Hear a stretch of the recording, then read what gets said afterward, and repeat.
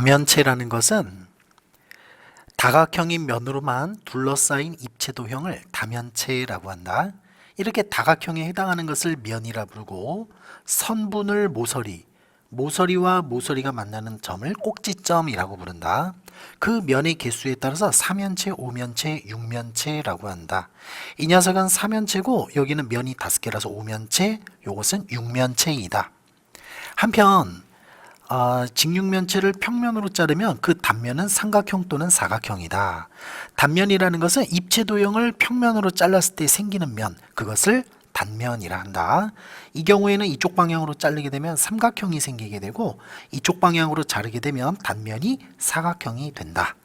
따라서 다면체를 평면으로 자르면 그 단면은 다각형이 된다. 자, 그림과 같이 각불이 있었는데 밑면에 평행한 평면으로 잘랐을 때 생기는 두 조각이 있는데 각불이 아닌 쪽을 각불대라고 한다. 여기 사각불이 있었는데 이것을 옆으로 싹둑 잘라.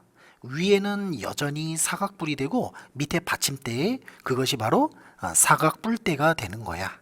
그러면 각불대에서 서로 평행한 두 면을 밑면이라 불러. 위에는 작고 밑에는 크겠지. 그 다음에 밑면이 아닌 옆에 면을 말 그대로 옆면. 그리고 밑면 모양에 따라서 삼각불대, 사각불대, 오각불대라고 부른다. 자, 이 경우에는 전개도를 그리면 밑면이 이제 큰 거 하나, 작은 거 하나 있을 거고, 이 옆면들은 전부 다 사다리꼴이 되는 거야. 자, 예를 들어서 오른쪽은 밑에가 삼각형이니까 이름은 삼각불대이다. 면이 5개니까 오면체고, 모서리는 9개, 꼭지점은 6개가 된다. 자, 문제 1번. 오각기둥과 육각불대가 있는데, 자, 몇 면체인지 말하고 모서리와 점의 개수 구해보자. 면은 오각기둥이니까 옆에가 5개, 그 다음에 위, 아래, 그래서 다 합쳐서 7면체가 되는 거야. 모서리는 위에 5개, 그 다음에 아래쪽에도 5개, 그리고 중간에 옆에도 5개, 그래서 총 15개가 된다. 꼭지점은 하나, 둘, 셋, 넷, 다섯, 밑에도 하나, 둘, 셋, 넷, 다섯, 총 10개가 된다. 이번에 육각불대는 옆면이 6개, 위, 아래 2개니까 총 8면체가 되고, 모서리는 위에도 6, 아래에도 6, 중간에도 6, 그래서 모두 18개이다. 꼭지점은 위에 하나, 둘, 셋, 넷, 다섯, 아래에도 하나, 둘, 셋, 넷, 다 6개, 6 더하기 6, 12개가 된다. 이번에는 정다면체에 대해서 알아봅시다. 정다면체란 모든 면이 합동인 정다각형이고, 또 두 번째, 이거 중요한데, 각 꼭지점에 모인 면의 개수도 모두 같아야 돼. 그것이 정다면체이다. 자, 이 녀석은 정사면체, 정육면체, 정팔, 정십이, 정이십면체 총 5가지가 있다. 자, 그림을 보면서 빈칸에 써 넣읍시다. 우선 정육면체는 면은 말 그대로 6개고, 보시다시피 정사각형이잖아. 그리고 한 꼭지점에 모이는 면의 개수, 예를 들면 여기 꼭지점이 있는데 여기에 면이 이렇게 3개가 모여 있어. 그래서 3 이렇게 쓰는 거야. 정사면체 경우에는 면은 4개, 그리고 정삼각형이고 한 꼭지점에 면이 하나, 둘, 저 뒤에 셋, 그래서 총 3개가 모인다.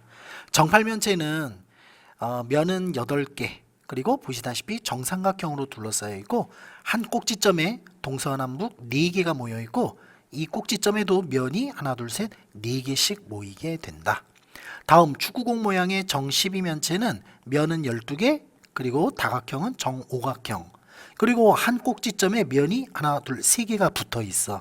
그래서 3이라 쓴다. 자, 이 복잡한 도형 정20면체가 되겠고, 자, 다각형은 정삼각형이고, 여기 한 꼭지점에 자세히 보면 정삼각형이 하나, 둘, 셋, 넷, 5개가 붙어 있다.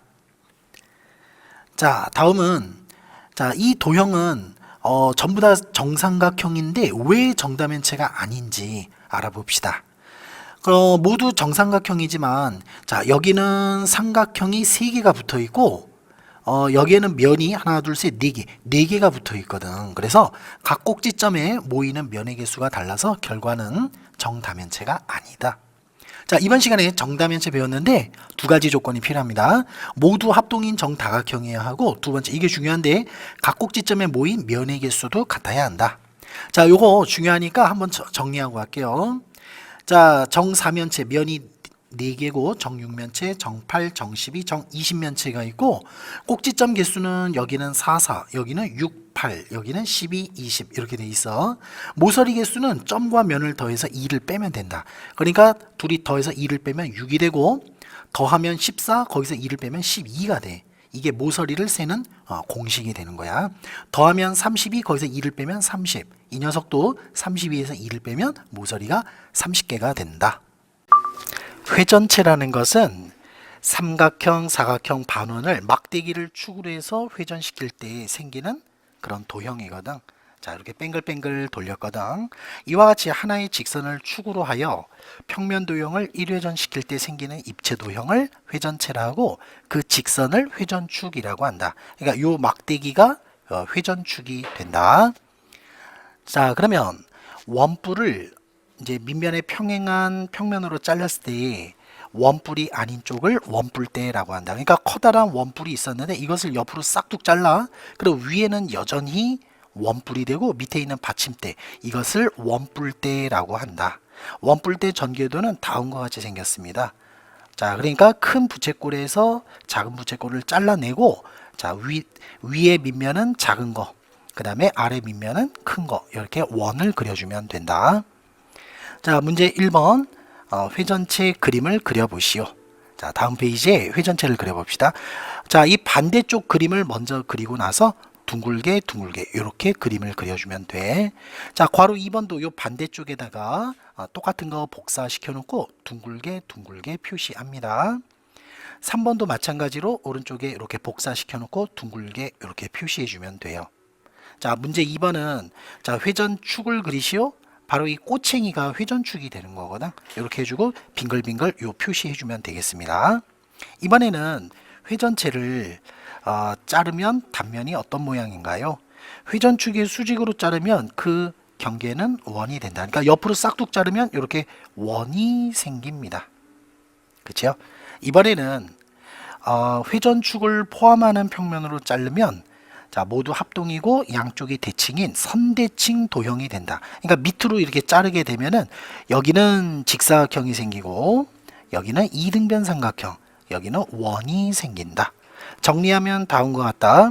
1번 회전체를 수직으로 자르게 되면 원이다.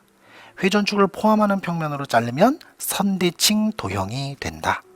자, 문제 3번 굴을 자르게 되면 항상 어느 방향으로 자르든 원이 생기겠죠.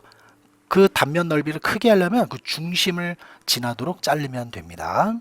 자, 이번에는 어떤 평면 도형을 회전시켰을 때 이런 모양이 생기겠는가. 우선 회전축을 먼저 그려 놓으시고, 자, 보통 이렇게 왼쪽 한쪽만 그려도 되고 양쪽 다 그려도 되고 이렇게 조금 이상하지만 요거보다 좀 작게 그려주면 이거 빙글빙글 돌리면 결국 이 모양이 얻어집니다.